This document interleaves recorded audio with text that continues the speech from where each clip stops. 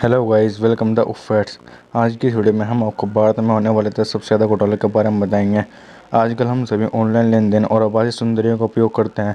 उन्होंने हमारे जीवन को आसान बना दिया है, लेकिन क्या आप जानते हैं कि इन सुविधाओं का उपयोग करके कई लोगों को शिकार होना पड़ता है। हैकिंग और घोटालों के कारण कई लोगों को अपने मूल्यवान पैसे को खंगालना पड़ता है। हमारा आज का वीडियो आपको इन सभी घोटालों के बारे में बताएगा और इसलिए आपको सावधान रहने की ज़रूरत है। Number 1, tag spot scam. जैसे कि इस घोटाले का नाम है, किसी की तकनीक के नाम पर कंपनियां या लोगों को संबंधित समस्या के लाभ से छुटकारा मिलता है। यदि कोई कंपनी आपसे लॉगिन विवरण या पासवर्ड मांगती है तो आप सतर्क हो सकते हैं। ये एक घोटाला भी हो सकता है। ये कंपनियां आपके ऑनलाइन डेटा तक पहुंच बनाती हैं। आपके बैंक को यहाँ वर्चुअल सिक्योरिटी से एक्सेस किया जा सकता है।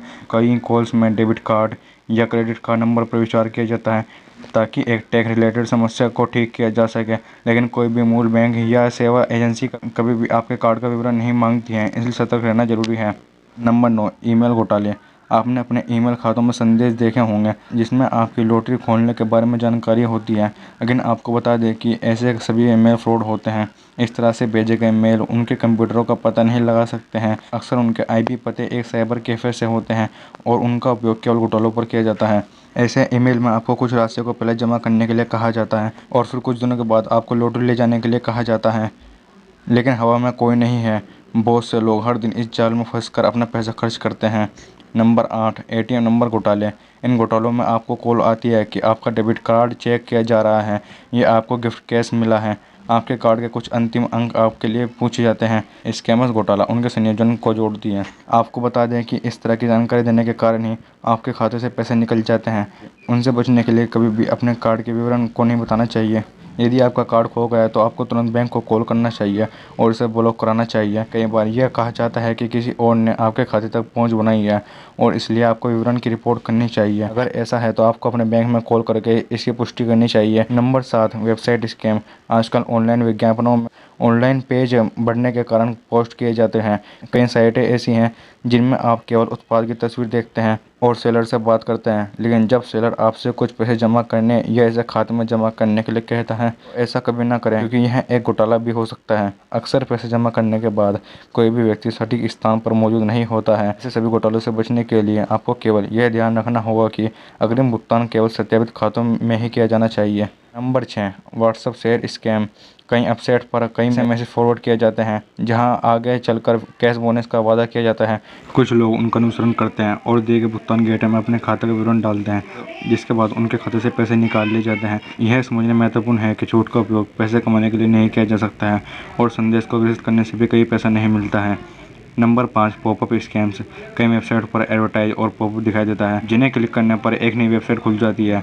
यह नई वेबसाइट कुछ ऐसी चीज़ें डाउनलोड करती है जिन्हें आप स्वीकार भी नहीं करते हैं। आपको सावधान रहना चाहिए क्योंकि यह डाउनलोड की गई फाइलें वायरस भी हो सकती है जो आपके सिस्टम को लटका सकते हैं।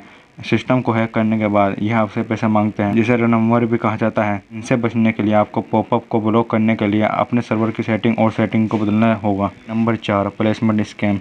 भारत एक युवा देश है जहां पर ज़्यादातर लोग नौकरी की तलाश में रहते हैं, इसलिए भारत में इस घोटाले का चलन बहुत लोकप्रिय है। जहां एक व्यक्ति आपको नौकरी के अवसरों के बारे में बताता है जिसे सुनकर अलिपकर्ता खुश हो जाते हैं, लेकिन कुछ समय के बाद एक फ़ोन पर खाता कहा जाता है जिसमें कंपनी की सेवाओं के लिए शुल्क मांगा जाता है। सभी फॉर्मेटिंग को पूरा करने के बाद जब एप्लीकेशन दिए गए पते पर पहुंचता है तो कॉल करने वाला कोई नहीं होता है, क्योंकि सभी कॉल फेंक दिए जाते हैं। इन घोटालों से बचने के लिए आपको यह ध्यान रखना होगा कि जानकारी प्रदान करने वाली कंपनी सत्यापित है और उसका पंजीकृत कार्यालय सही है या नहीं।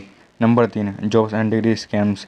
इन स्कैम में आपको फ्री ऑनलाइन कोर्स का बहाना दिया जाता है जिसके बाद आपको डिग्री और सर्टिफिकेट मिल जाएगा, लेकिन इस कोर्स के लिए आवेदन करने से पहले इसके लिए एक मामूली राशि मांगी जाती है। इसे भरने के बाद इस कंपनी या वेबसाइट का पता लगाना असंभव है। इस तरह के घोटाले लोगों को पैसे से ठग ले जाते हैं। इन वेबसाइटों में वर्णित सभी पते भी हटा दिए जाते हैं और सभी फ़ोन नंबर भी शामिल हैं। नंबर 2, बैंक और क्रेडिट कार्ड घोटाले। कई योजनाओं में यह कहा जाता है कि आपके खाते के आधार पर आप इस तरह का ऋण ले सकते हैं या आप ऐसे असीमित क्रेडिट कार्ड के लिए पात्र हैं, लेकिन यह जानना जरूरी है कि केवल आपका बैंक ही आपको ये सभी सुविधाएं दे सकता है। एक अलग एजेंसी आपकी वित्तीय स्थिति को जाने बिना आपको इतनी बड़ी राशि कैसे दे सकती है। बहुत से लोग ऋण की इस बड़ी राशि के लिए पैसे दे देते हैं जब बाद में पता नहीं लगाया जा सकता है, इसलिए ऐसी सभी योजनाओं से सावधान रहने की ज़रूरत है। नंबर 1, कॉल सेंटर घोटाले। ज़्यादातर घोटाले कॉल सेंटर से होते हैं। अक्सर एक बड़ी कंपनी के कॉल सेंटर से कॉल आते हैं। आम आदमी द्वारा एक वास्तविक शेयर के रूप में पूछी गई सभी जानकारी शेयरों को बताती है, जिसके बाद खाते से पैसे निकाले जाते हैं। यह बहुमूल्य आभासी जानकारी दी जाती है। लॉग इन आईडी पासवर्ड भी पूछा जाता है, जिसके बाद खाते का दुरुपयोग भी किया जा सकता है। ऐसे घोटालों से बचने के लिए कॉल करने वालों को मान्य करने और हर समय सतर्क रहने के लिए कई बार कॉलर टोन को समझा जा सकता है कि वह सत्यापित कंपनी से कॉल नहीं कर रहा है। किसी भी महत्वपूर्ण जानकारी जैसे कि आधार या पैन कार्ड का विवरण देने से पहले एक बार जांच अवश्य कर लें। हमने आपको अपनी सुरक्षा से जुड़ी महत्वपूर्ण जानकारी के बारे में बताया है। हम चाहते हैं कि आप इस वीडियो को अधिक से अधिक लोगों तक पहुंचाएं और सरकारी अधिकारियों को भी शेयर करें, ताकि इस तरह के घोटालेबाजों पर कार्रवाई की जा सके। तब तक के लिए धन्यवाद। मिलते हैं अगली वीडियो में।